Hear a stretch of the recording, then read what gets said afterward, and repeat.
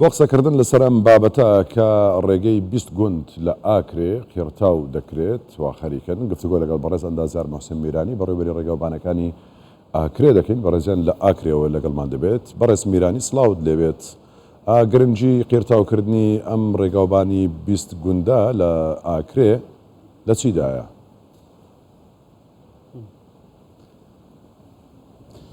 بله سر جوا پیشکی مدوید سپاسیا کردستان 24 بکن بو وی درفته و هر واسه مدوید از سپاسیا رئیسدار سروک حکومت حریم کردستان بکم هر دم خول گلاو گازنده و الخمت ملت خوکری خدا نخواستمه بو دور آکره و بردارش و نخواستمه بو سردان و ویدی ماهیکی بو آکره گلا پالپشتیا خو بو ما وکره و برای استخبیری و پاراستان ریکل پرا کریا خدان و پالپشتیا خو ما دیار کریا نوکه جنابت تید بینی امی کارل سر هنده پروژه ریگابانت کن چکرنا پروژه قیل کرنا ریکت گندات کن پتری 20 گندا مفانه وان پروژه کجمه پتری 4 میلیارد و 500 میلیونه بله سیده برز بله باشا نسبت اهمیت وان ریکا منطقه آکره گلک مشهوره بله بردوام بله بفرم سیده منطقه آکره گلک مشهوره بگشت و گذار گلک مشهوره نخواستم منطقه نهله نو که حالیان تیمت ما یه سخبیر کرنا بلز کار خودانه و تقریبا موایه که یه پیوانه گند امی ورد چند ریکت و گنده سخبیرت کن منطقه نهله گلک مهمه بو آجل داریه بو کشتو کالیه و هر وسط دوره که زور خوشه بو گشت و گذاریه و مدفت امش بین کن دشتیجی امش شولد کن رخ با کرمان رخ شرمن ریکت و گند که شرمن شوشه بكجمه بتريج مليار و 300 مليون و هر وصل منطقه سرجياتي دفت ام جبيرنا كان منطقه جي منطقه زور مشهوره بكشتو كاليه و اجلداريه حاليا ام شغل سر دو بروجي استراتيجيت كان هر دو بروجي هر اك جوان 11 كيلومتر 10 كيلومتر 11 كيلومتر بكجمه بتريج 3 مليار دينار بله باشا اما ام بروجي كي تاو دبل لكي و دس بكراو برياره كي تاو بيت اول تقریبا 10-15 روز ما دست بکریه آن هیا خود حس کردن بموایی که کم دانه یعنی شولت 3 هیوا حتی 4 هیوا ده خلاص بیتن بدیماهی که ده کویتت کاری دا و خلق ده مفاجی بینن باشا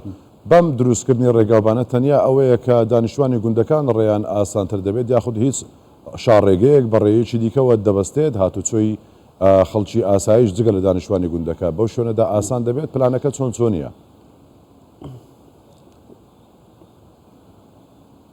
پلانا ما زور باشه خوشحالی و وقتی که ما دست سخبیر کردن چه کردن و قیل کردن ریکا کرد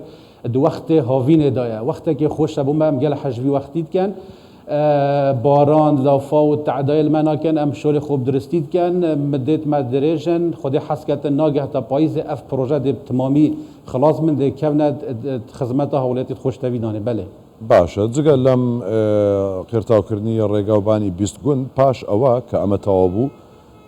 بیرتان لە چی کردوتەوە یعنی زیاتر ڕێگاکانی دیکە کوێن ئەوانەی بتانەوێ بۆ قۆناغی دۆم کاری لێ بکەن سیدا ما سه جورت پلانا میتین سه جورت پلانا میتین پلانا استراتژی ما هیا بود 2024 و 25 و 2026 و هر واسه ما پلانت کردخایان هنه هماهنگید گل ریفبریا ما گشتیاری کو پرال دهو که گل پاریزگاه دهو که گل قائم مقامی آکره پروژه کردخایانن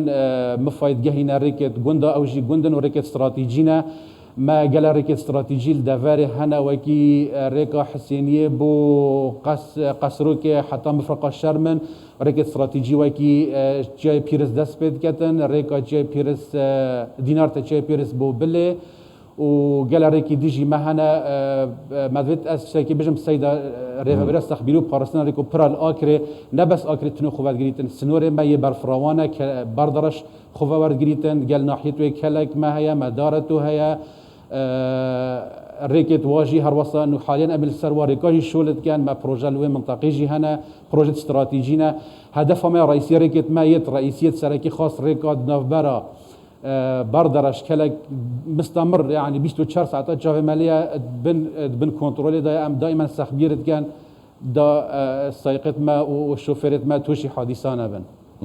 باشا لە دروستکردنی ئەو ڕێگەوبانەدا هیچ بربەستێک ڕێگرێکتان هاتوتە پێشکەوە بکات کارەکانتان خاو بکاتەوە؟ نه چ بربەستمانینن پرۆژێتمە بەردەوامن مە چ مشکیلانینن گەل خەلکی خۆ هەماهەنگن گەلمە مەژ هەماهەنگە باشت گەل لە ڕێوەرێت ناحیە هەنە گەل قایمەقامیە ئەمێ سەرخەتێنە ما چ مشکلانی خودی حس کرد نزدیکترین دم اف پروژه د تمام بنو د کابینت بوارد خدمت دانه بله برای اندازیار محسن میرانی برای ڕێگەوبانەکانی ئاکرێ سپاس بۆ تۆ مادوومان کردیت کاک محسن